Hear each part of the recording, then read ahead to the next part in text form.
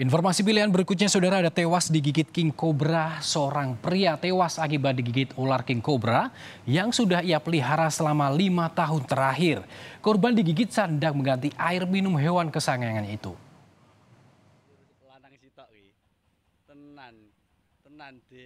Aksi berbahaya ini tidak untuk ditiru. Iman, sang pemilik ular king cobra, nekat menciumi hewan berbisa ini. Tanpa takut, Iman menunjukkan aksinya bersama hewan yang sudah ia pelihara selama 5 tahun terakhir. Namun naas, warga Dusun Winong, Trenggalek, Jawa Timur ini pun sempat tergigit ular di bagian tangan.